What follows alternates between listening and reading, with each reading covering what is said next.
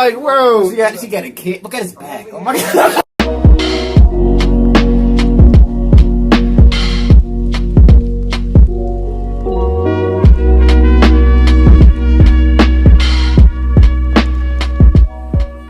What's up, y'all? Welcome back to another reaction. Today we're going to be reacting to the Collateral Institute. How many wars is America fighting? Is it more than you think? Most likely. I know we have bases all around the world. Not all of them bases are necessarily like full contingent, like military bases with fences and tanks and soldiers. Some of them are just like tall watchtowers with, like, you know, drones and shit that they use to strike certain positions in certain areas, you know what I mean? But I don't maybe Africa, the Middle East, obviously. That's definitely a place where there's a lot of war, you know, Syria. But maybe Ukraine soon, Taiwan soon, you know, China, you know, they keep pushing the envelope, you know. They keep trespassing Taiwan's airspace and all that stuff. You know, you got fucking Russian soldiers on the Ukrainian border, about 100,000 Russian soldiers, hundreds of thousands of tanks. Who knows, man? But hey, if you're enjoying these type of reactions, let us know in the comments. We're gonna see what this is. I'm pretty sure there's a lot going on. But we're gonna hop right into the video. How many wars is the United States fighting right now? Well, one answer is 0. Under the Constitution, Congress must declare war, and the last countries Congress declared war on were Bulgaria, Romania, and Hungary, members of the Axis powers. That was in 1942. That's right. The United States has not declared war on any country since 1942. 8 decades, 0 wars. America must be one of the most peaceful countries on Earth. But as you know, that's not the reality. No. America is still fighting wars around the world. It just doesn't want to call them wars. In recent years, the United States has been fighting in Afghanistan, Iraq, Libya, Pakistan, Somalia, Syria, and Yemen. 7 different countries, and those are just the ones the Pentagon officially acknowledges. The actual scope of American war making is wider.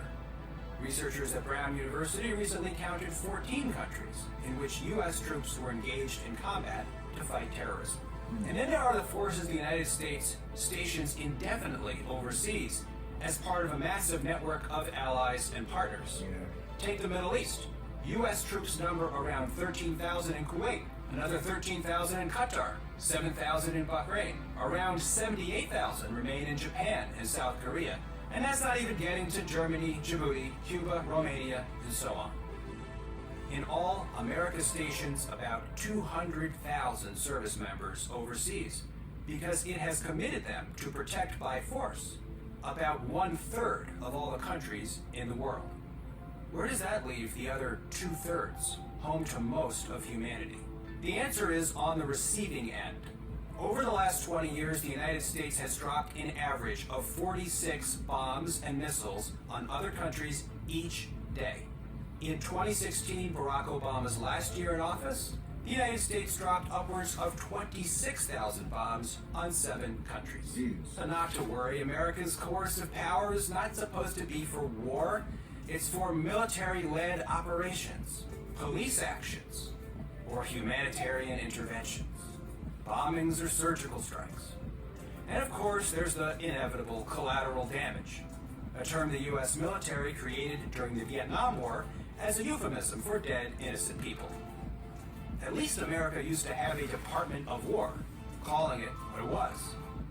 But in 1949, the Department of Defense was born, and the American military began to pioneer a language of sterile obfuscation to describe the brutal realities of war. Yes, sir. If you've seen any of our old George Carlin reaction, or these euphemisms and big words they use, you know, to over-describe things that should have a simpler meaning, so people can actually get the full brunt of that word, you know, because they throw all these extra layers on, you know, to kind of like soften what really happens. Like you said, collateral damage. There's a few other like military terms that they use to refer to the things that the United States does overseas, you know, by force. Because after World War II, we were the only superpower left well, not the only superpower, it was us in the Soviet Union, but the Soviet Union had been ravaged by the war with with Germany. So it's not like they had the same industrial might as the United States starting off. Like, we were literally the starting world superpower in the world, and we had the ability to leverage everything over everyone else. We had nuclear weapons, we had the dollar, which we basically atoned and gave to every country around the world, and now that's the backbone of the trade now. Fuck gold. You got the dollar. The dollar is the ultimate source of wealth, currency in this society. This is why they like to shade over this type of stuff, because they don't want people thinking too hard about these things, The problem goes well beyond language, of course. Over decades, America has perfected the art of isolating itself from the wars it wages. On TV, wars play out like simple dramas, us versus them, with no blood and no casualties unless perhaps they're inflicted by the enemy. Americans rarely see images of combat. To judge from most broadcasts, war involves firing missiles into the sky and admiring the beauty of our weapons, to quote one anchor. And the people America sends to war, they're increasingly separated from the rest of society. Since the draft ended in the 1970s, the government moved to an all-volunteer force, and it relies as much as possible on technology like drones that keep American casualties to a minimum.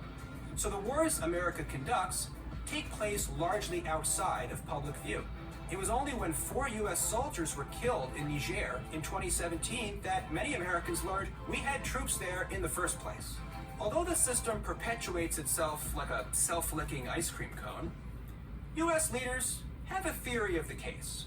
Military dominance, they say, is supposed to achieve peace through strength.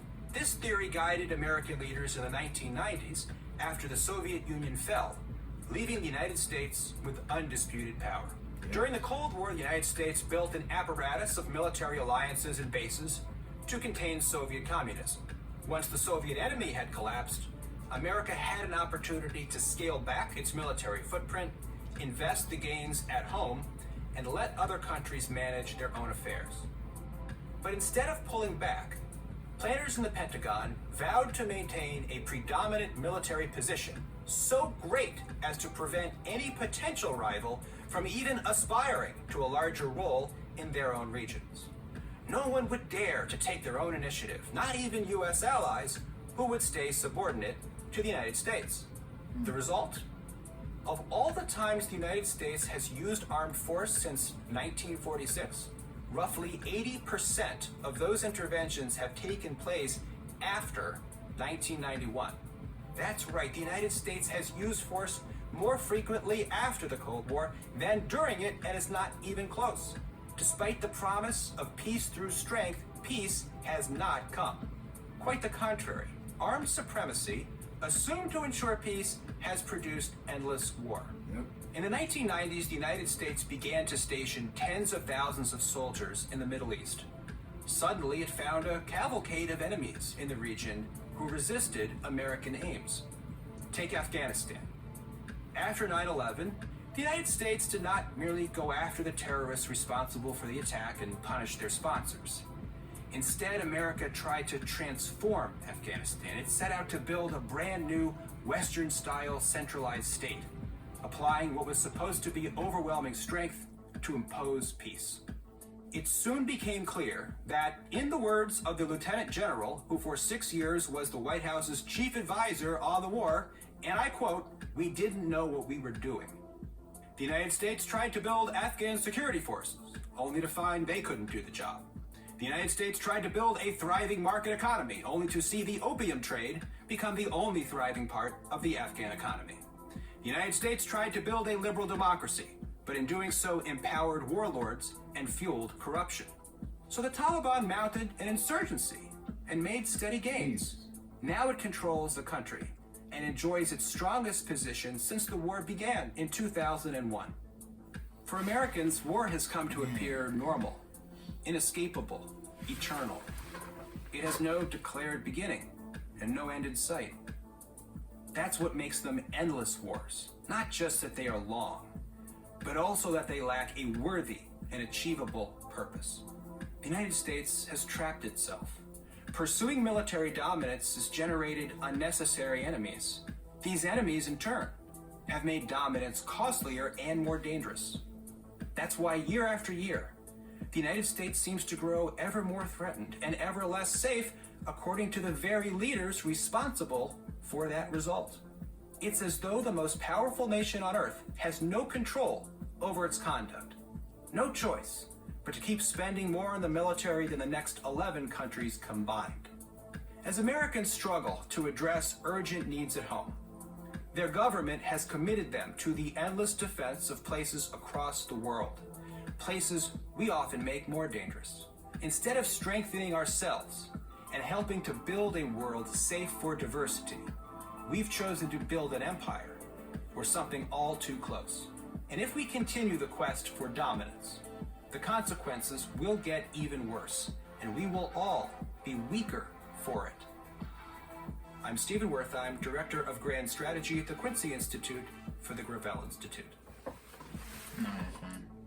It's that military-industrial complex. I believe after World War II, it was just like, I mean, we have an advantage here. I mean, our economy have jump-started to a point where war seems to really be the driving factor of the economy. Like, fuck it. Keep going. Keep making more tanks. Make bigger, better planes that can go higher and higher. And drone strike niggas with towels on their heads. Like, we're still fighting the Soviet menace that has 40 foot tall tanks and fucking Soviet bombers that can strike fucking New York, and he knows. Like, it was. But I can understand why after World War II we didn't necessarily die down on our military endeavors, because there was the Soviet Union. You know, it was just that ideological conflict. You know, but that led to nuclear weapons being like a rat race. Like, are we going to destroy ourselves? But now after the Soviet Union fell, it's like the military thing is more of a way to uphold the dollar around the world.